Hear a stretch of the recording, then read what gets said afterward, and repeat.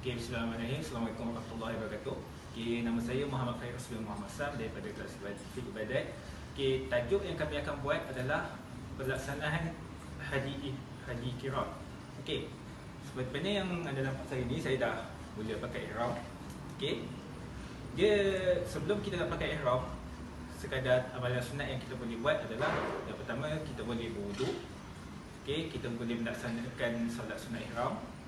Tapi itu solat sunat ihram tu boleh dilaksanakan sama ada kita dalam ihram ataupun tidak. Okey. Yang ketiga, okey. Masa sebelum ihram, kita kalau boleh, kalau nak cukur bulu, nak buat apa-apa yang apa-apa perkara yang melanggar ihram ataupun yang membatalkan ihram, okey, kita buat sebelum kita pakai ihram. Okey. Seperti mana yang anda boleh tengok, saya pakai ihram. Okey, kita ada dua kain atas dan kain bawah. Okey. Niat untuk haji Qiran, sahaja aku umrah, aku menyambut panggilanmu umrah dan haji dengan berihram kerana Allah Taala. Simple. Kita cakap dalam bahasa Melayu je lah, dia lagi senang. Okey. Sampai saja kita dah pakai ihram, kita dah niat ihram, kita akan bergerak menuju ke Mekah. Dan amalan sunat sebelum kita sampai ke Mekah, kita perbanyakkan doa, kita perbanyakkan selawat dan membaca talbiyah. Labbaik Allahumma labbaik, labbaik la syarika laka labbaik, innal hamdah wan ni'matah laka wal mulk la syarika lak. Okey. Itu yang pertama. Yang kedua, sesampai sahaja di Mekah, okey, kita digalakkan untuk berdoa sebanyak yang boleh, semampu yang boleh. Nampak Kaabah, kita doa. Nampak Masjidil Haram, kita doa. Okey, itu dah lepas phase pertama. Okey, untuk phase kedua, kita kena melakukan tawaf qudum. Okey, tawaf qudum ni macam mana? Apa yang dimaksudkan tawaf qudum? Tawaf qudum adalah tawaf selamat datang.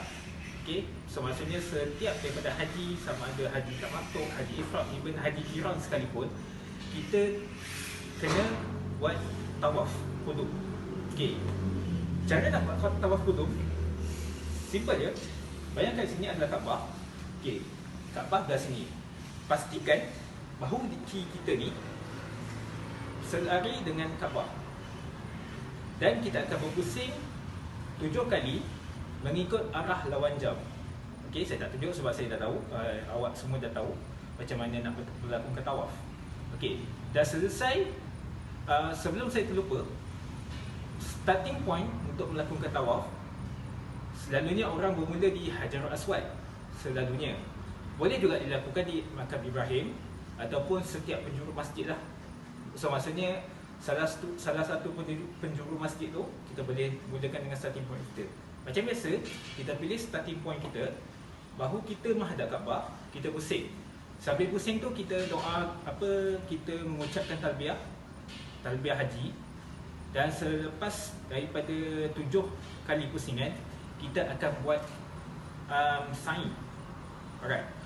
Sa'i ni sebenarnya yang kita dah tahu, sa'i ni dalam sejarah dimanakan ibu iaitu Siti Hajar, dia berlari ke anak-anakan daripada Safa dan Marwah. Okey. Dan di mana misinya adalah untuk mencari air untuk Nabi Ismail alaihi salam. Alright. Cara melakukannya senang saja. Depan tu Safa, depan tu Marwah. Saya tertimpun kita daripada Safa. Okey. Untuk amalan sunat, kalau mampu, digalakkan untuk kita berlari anak. Okey, berlari anak tu maksudnya kita just buat macam lari tapi tak lari. Dia just buat macam kita lari je lah. Kalau tak mampu, tak apa, jalan boleh. Kita just jalan je menuju ke Safa. Kalau tak boleh berdiri, boleh pakai kursi roda. Okey, kita minta tolong jemaah atau petugas tolong tolak jemaah untuk melakukan sa'i. Okey. Benda paling penting dan tak boleh kalau kita melakukan sa'i adalah kita buat lari pecut. Jangan kalau nak kena kejar dengan polis Arab, jangan buat Okey.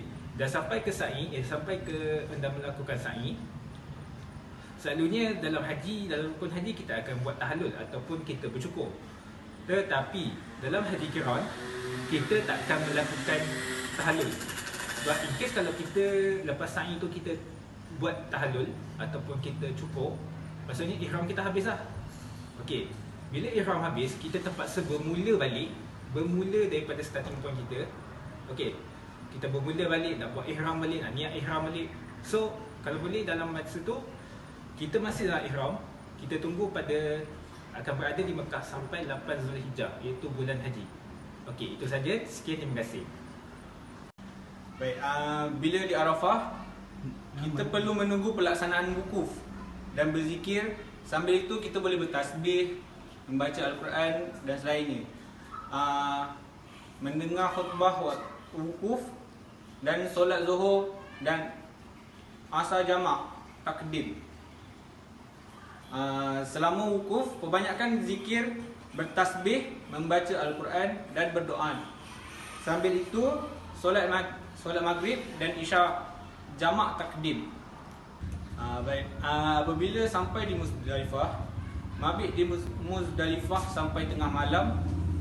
Kemudian mencari kerikil untuk melontar jumrah 7, 49 atau 70 butir.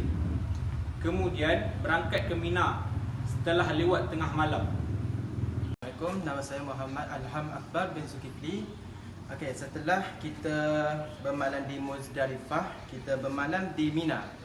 Okey, pada tanggal 10 Zulhijjah kita perlu melontar jumrah Aqabah 7 kali lontaran. Setelah itu kita perlu memotong atau mencukur rambut, tahallul awal dan membayar dam pada tanggal 11 Zulhijjah mabit di Mina. Mabit ini bermaksud bermalam di Mina dan melontar jumrah ula, wusta dan Aqabah, masing-masing dengan 7 lontaran. Pada tanggal 12 Zulhijjah pula mabit di Mina dan melontar jumrah ula, Aqabah, wusta, masing-masing dengan 7 lontaran lagi. Bagi yang nafar awal, setelah melontar jumrah, mereka perlu meninggalkan Mina sebelum masuk waktu maghrib. Okay, pada tanggal 13 Zulhijjah pula mabit di Mina lagi dan melontar jumrah ula, wusta dan Aqabah. Bagi yang nafar sani, setelah melontar jumrah, mereka perlu meninggalkan Mina dan kembali ke Mekah.